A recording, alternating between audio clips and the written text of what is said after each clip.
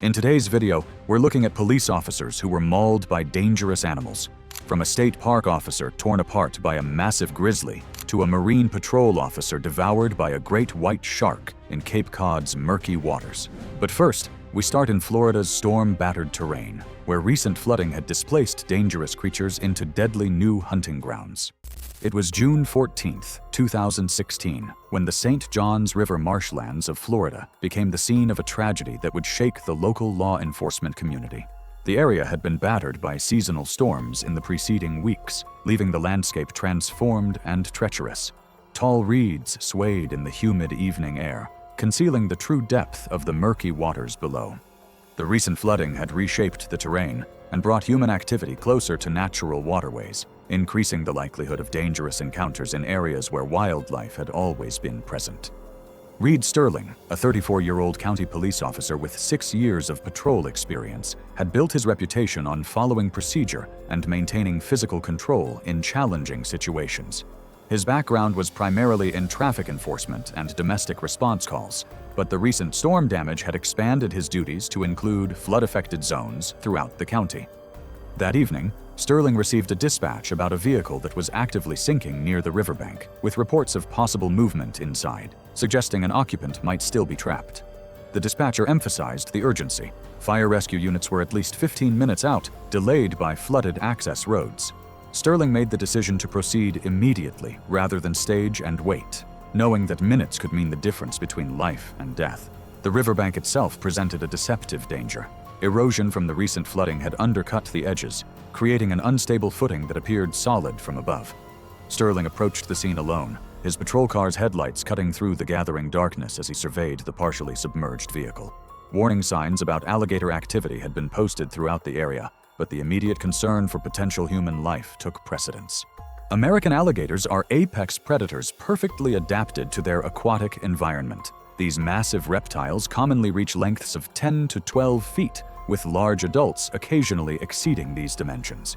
Their powerful jaws are among the strongest measured in any living animal, capable of inflicting devastating, crushing injuries. Alligators are ambush hunters, remaining motionless in water until prey ventures within striking distance.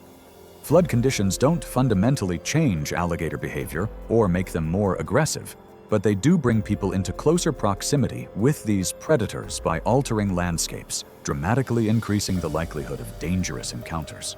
Sterling made his fatal mistake when he advanced to within a few feet of the waterline to get a better view of the sinking vehicle. As he stepped onto what appeared to be solid ground near the river's edge, the undermined bank collapsed beneath his weight. The sudden movement drew immediate attention from a large adult alligator, estimated at over 10 feet in length, that had been concealed in the shallow water nearby. What happened next occurred with terrifying speed, though the exact sequence remained unclear. The massive reptile surged from the murky depths, its powerful jaws clamping down on Sterling's lower leg with crushing force.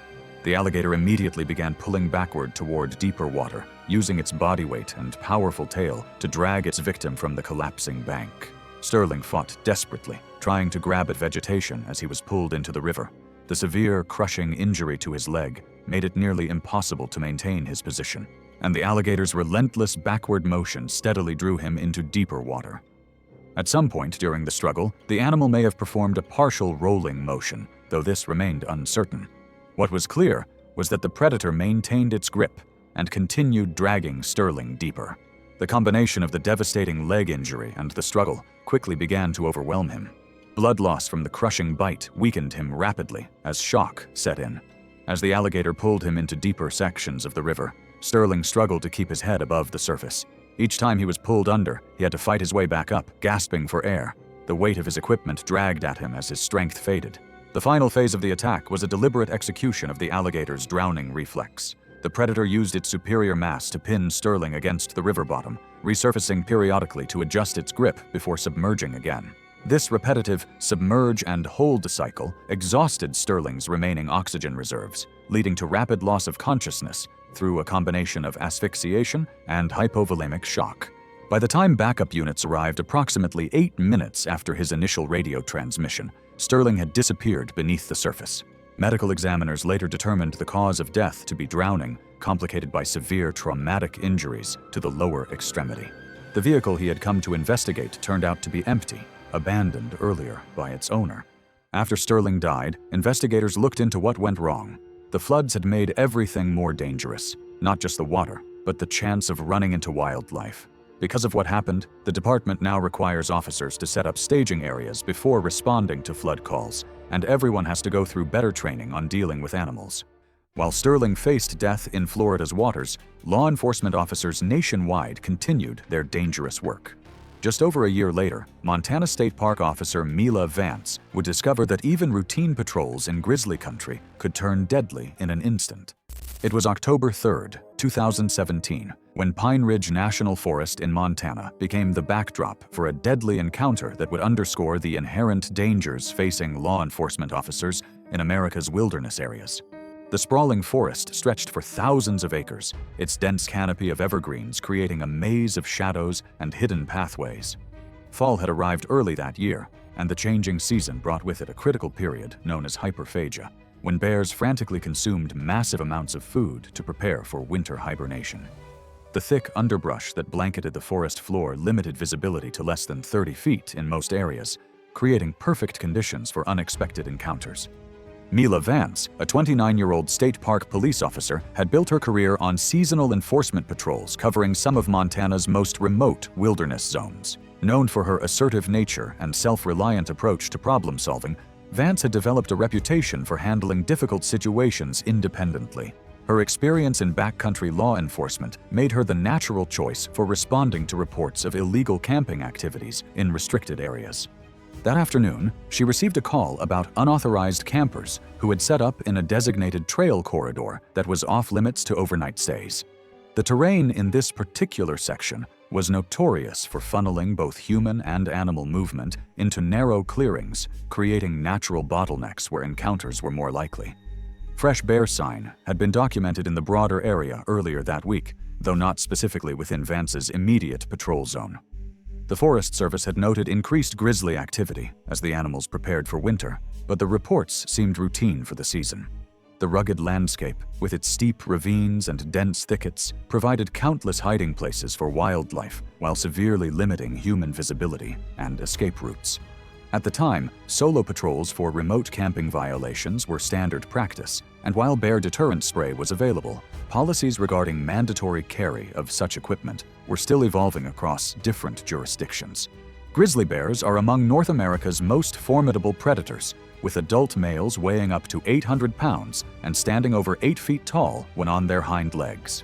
During fall hyperphagia, these massive omnivores enter a feeding frenzy, consuming up to 20,000 calories per day to build fat reserves for hibernation. This biological imperative makes them more willing to take risks and less likely to retreat from perceived threats to their food sources or personal space.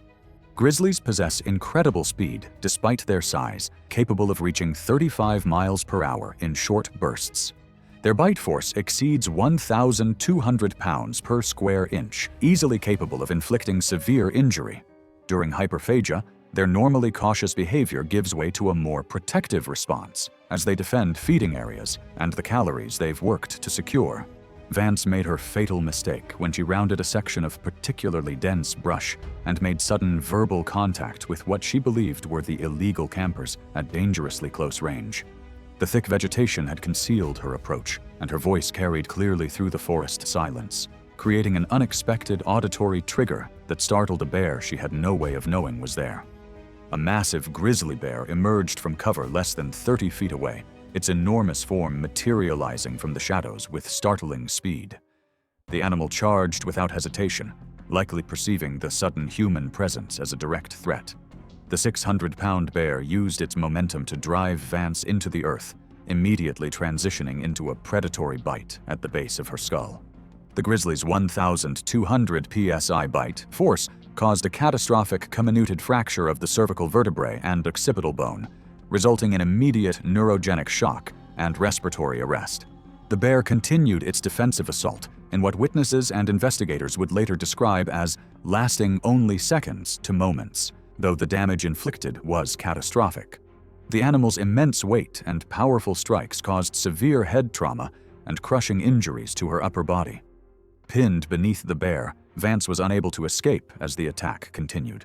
The grizzly's jaws and claws inflicted deep wounds across her shoulder and torso, causing massive tissue damage and hemorrhaging. The combination of severe head trauma, crushing chest injuries, and extensive internal bleeding quickly proved overwhelming. The brief but devastating encounter resulted in injuries that were incompatible with survival. Investigators determined that Vance's actions aligned with departmental protocols in effect at that time.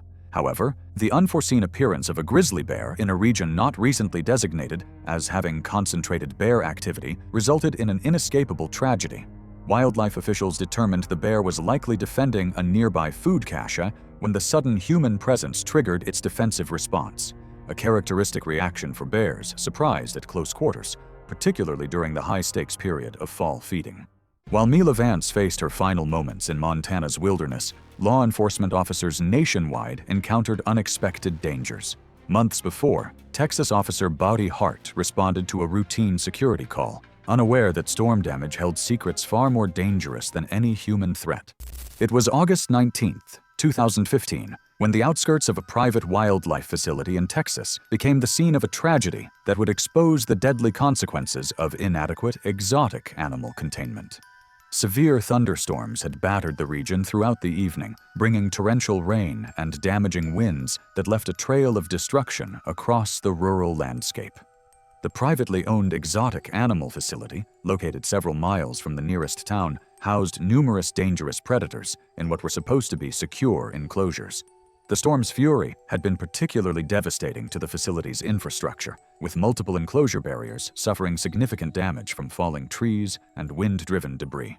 Bobby Hart, a 41-year-old municipal police officer known for his calm demeanor and strict adherence to protocol, had been dispatched to respond to a perimeter alarm that had been triggered during the height of the storm. Hart's reputation for methodical, by-the-book police work made him a natural choice for handling unusual situations that required careful assessment and measured response. The facility's security system had been compromised by power outages, leaving staff scrambling to account for their animals in the aftermath of the storm's destruction.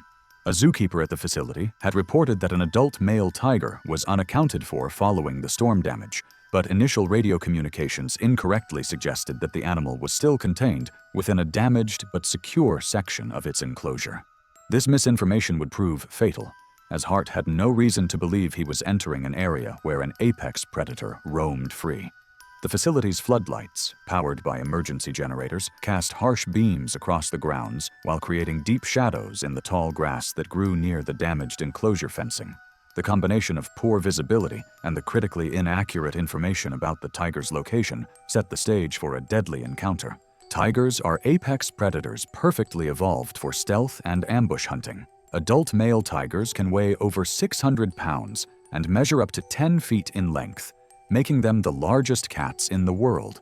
Their powerful muscles generate explosive speed and devastating striking force, while their razor-sharp claws and massive canine teeth are designed to kill large prey efficiently. Tigers are solitary hunters that rely on surprise attacks, using their distinctive striped coat as camouflage while stalking through tall grass and dense vegetation. Their jaws are capable of delivering fatal cervical trauma with a single bite, easily capable of crushing bone and severing major blood vessels.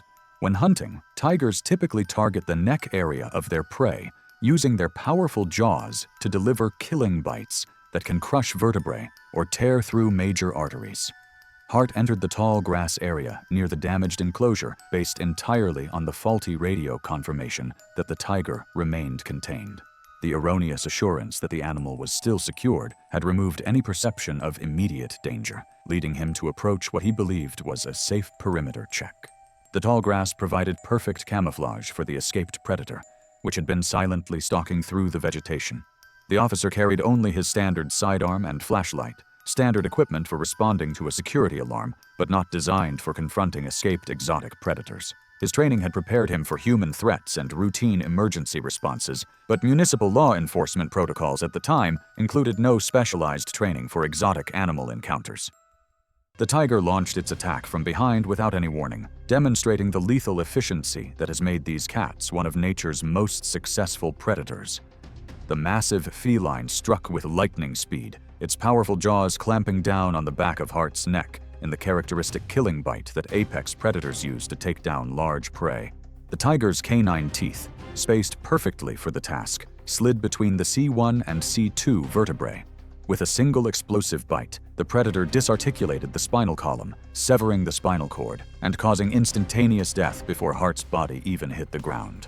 Following the attack, the tiger's behavior appeared consistent with documented predatory patterns, though the exact sequence of events in those critical moments could only be partially reconstructed. The devastating injuries Hart sustained, the spinal trauma coupled with uncontrolled blood loss from severed arteries, resulted in swift loss of consciousness and death. The investigation that followed revealed critical failures in the facility's emergency protocols and animal containment systems. The miscommunication about the tiger's location was traced to damaged radio equipment and inadequate backup communication systems. Hart's death prompted sweeping changes in how exotic animal facilities report emergencies to law enforcement, including mandatory visual confirmation of animal locations before officers are cleared to enter potentially dangerous areas. While Buddy Hart met his end in Texas, dangers facing law enforcement extended beyond American borders. In South Africa, Officer Lana Graves would discover that domestic disputes could involve threats far more dangerous than any human adversary. It was May 11, 2018, when a remote homestead in South Africa's Limpopo province became the scene of a horrific tragedy that would highlight the deadly consequences of illegal exotic animal ownership. The sprawling rural property sat isolated among rolling hills and sparse vegetation, miles from the nearest neighbor or emergency services. The homestead belonged to a family with a history of keeping unusual animals, a practice that was both illegal and poorly regulated in the remote region. What made this particular property especially dangerous was the presence of an adult male chimpanzee that the family had been keeping in a makeshift enclosure behind their main residence. Lana Graves, a 36-year-old regional police officer known for her calm mediation skills and community-focused approach to law enforcement, had been dispatched to respond to reports of a domestic disturbance at the isolated property. Graves had built her reputation on successfully de-escalating volatile family situations through patient dialogue and careful positioning. Her experience in rural policing had taught her to expect the unexpected, but nothing in her training had prepared her for the unique dangers that awaited at this particular homestead. The family's illegal chimpanzee had a documented history of aggressive incidents toward its handlers, though these previous attacks had been covered up to avoid legal consequences. The animal was housed in a poorly constructed enclosure with an improvised latch system that had failed multiple times in the past. On this particular day, the domestic argument between family members had escalated near the enclosure area, and in their heated exchange, they had failed to properly secure the latch after the morning feeding. The chimpanzee had managed to escape its confinement and had made its way towards the main living area of the homestead. Chimpanzees are among the most dangerous primates on Earth, possessing physical capabilities that far exceed what their relatively modest size would suggest. Adult male chimpanzees can weigh up to 150 pounds, but possess exceptional upper body strength, particularly in their arms and hands. Their grip strength is formidable, capable of crushing bone and preventing escape once they've taken hold of a victim. Chimpanzees have large canine teeth designed for both defense and aggression, capable of inflicting devastating wounds through repeated biting. Their long, powerful fingers are equipped with strong nails that can tear flesh and gouge tissue. Chimpanzees kept in captivity often become increasingly unpredictable and dangerous, losing their natural wariness of humans while retaining their capacity for sudden, explosive violence. These primates are also highly intelligent, capable of using tools and displaying behaviors that can catch even experienced handlers off guard. Graves made her fatal mistake when she positioned herself between the arguing family members and the unsecured enclosure entrance, unaware that the chimpanzee had already escaped and was moving toward the confrontation. Her focus on mediating the human conflict prevented her from recognizing the far greater threat that was approaching from behind. The chimpanzee launched its attack without warning, charging at Graves with explosive speed and grabbing both of her arms with its powerful hands. The animal's grip was inescapable, its fingers wrapping around her forearms with overwhelming force that caused severe fractures through twisting and repeated impact. Graves was yanked to the ground with tremendous violence, her body slamming against the hard-packed earth with bone-jarring impact. The chimpanzee immediately began a frenzied assault on her hands and fingers, using its massive canine teeth to bite repeatedly through flesh and bone. The animal's jaws clamped down again and again in uncontrolled fury, crushing and tearing at her hands. Several fingers were mangled or severed as the primate continued its relentless attack, each bite driven by pure aggression rather than any calculated intent. The animal's powerful hands maintained their grip on her arms, preventing any possibility of escape or defense. Family members rushed forward in chaotic attempts to pull the animal away, shouting and striking at it with whatever objects they could grab, but their efforts only seemed to intensify the chimpanzee's frenzy. The attack escalated as the animal shifted its focus to Graves' face and neck, the most vulnerable areas of the human body. The primate used its superior grip and dental structure to perform a total degloving of the facial soft tissue. This systematic removal of the skin and underlying musculature, coupled with the crushing of the orbital sockets, resulted in traumatic brain injury and massive arterial hemorrhaging. Despite the frantic intervention attempts by witnesses, the devastating nature of the neck wounds created a rapidly deteriorating medical emergency. The severe vascular damage resulted in massive blood loss, while the destruction of her airway cut off her ability to breathe or call for help. Within minutes, the overwhelming trauma from multiple injuries brought the brutal assault to its fatal conclusion. The investigation revealed that the family had been keeping the chimpanzee illegally for several years, with multiple unreported incidents of aggressive behavior.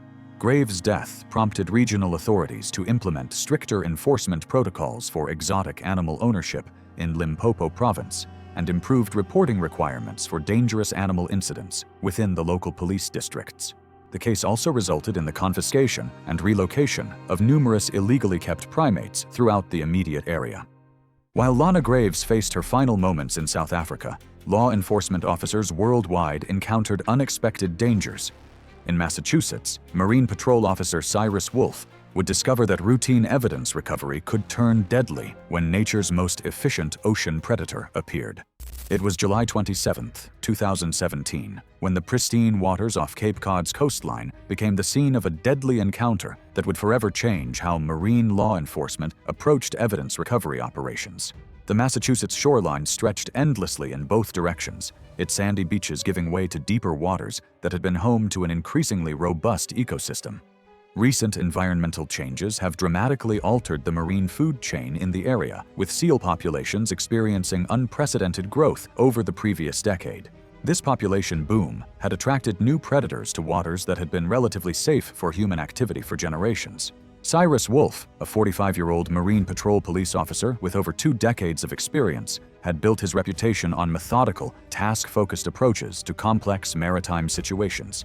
His extensive background in water rescue and evidence recovery made him the natural choice for handling delicate operations that required both technical skill and careful attention to detail. That afternoon, Wolfe had been assigned to assist in the recovery of debris related to a recent boating collision that had scattered evidence across a wide area of the coastal waters. The debris field from the collision had drifted with the tide and currents, requiring immediate recovery before the next tidal change would disperse the evidence beyond practical retrieval. Several key pieces of wreckage had settled in waist-deep water near a sudden underwater drop-off that descended to 12 feet, approximately 50 yards from shore, close enough for wading recovery, but far enough to require entering the ocean. The drop-off zone had become a known feeding corridor where seals frequently moved between deeper and shallower waters. Multiple shark sightings had been logged in the area throughout the previous week, but these reports were considered routine given the seasonal patterns of marine life in the region. Water visibility that day was particularly poor due to a plankton bloom that had reduced underwater sight lines to less than 3 feet. Great white sharks are among the ocean's most efficient predators, perfectly evolved for ambush hunting in coastal waters. These massive fish commonly reach lengths of 14 to 16 feet and weigh over 5,000 pounds. Their torpedo-shaped bodies are designed for explosive bursts of speed when attacking prey. Great whites possess rows of serrated teeth that can measure up to 3 inches in length, designed to slice through flesh and bone with devastating efficiency. These apex predators rely heavily on their ability to attack from below, using the poor visibility near the surface to approach prey undetected. Wolfe made his fatal mistake when he entered chest-deep water without aerial spotting support or shark deterrent devices. Relying solely on the routine nature of the recovery operation, and the relatively shallow depth of the target area. The poor water visibility and his focus on locating the scattered debris prevented him from maintaining adequate awareness of potential underwater threats. Department protocols at the time did not mandate enhanced safety measures for brief water entries in shallow zones, a gap that would prove deadly. Fellow officers on the beach maintained visual contact, but lacked the elevated perspective necessary to detect subsurface movement in the clouded water. The great white shark approached from the depths below, using the murky water as perfect camouflage for its attack. The massive predator struck with lightning speed, its powerful jaws clamping down on Wolf's left thigh in a catastrophic single-bite injury. The shark's serrated teeth penetrated deep into the flesh of his upper leg, tearing through multiple layers of muscle tissue and creating massive trauma to the limb. The bite inflicted severe damage to Wolf's thigh, tearing through critical muscle groups and major blood vessels in the upper leg. The shark's serrated upper teeth acted as a reciprocating saw, completely transecting the femoral artery and vein. In the high-pressure environment of the thigh, this injury resulted in the loss of nearly half of Wolf's total blood volume in under 60 seconds, a rate of exsanguination that made medical intervention impossible before he could be reached by surface teams. True to their hunting behavior, the great white disengaged immediately after delivering the devastating bite, disappearing back into the murky depths as quickly as it had appeared. Wolf collapsed into the water shortly after the attack, his body going into shock from the traumatic injury and severe blood loss. The catastrophic thigh wounds continued to bleed into the surrounding water at an alarming rate. Loss of consciousness followed rapidly as hypovolemic shock overwhelmed his body, the massive blood loss dropping his body's blood volume below the critical threshold needed to maintain consciousness and vital organ function. The combination of severe bleeding and traumatic injury brought the attack to its fatal conclusion before emergency medical intervention could be rendered. The investigation exposed deficiencies in Marine Patrol safety procedures for operations in shark-inhabited waters. Wolf's death led law enforcement to overhaul its protocols, subsequently requiring aerial surveillance and shark deterrent equipment for all water entry operations. Thanks for watching. Want to see more? Click on your screen now.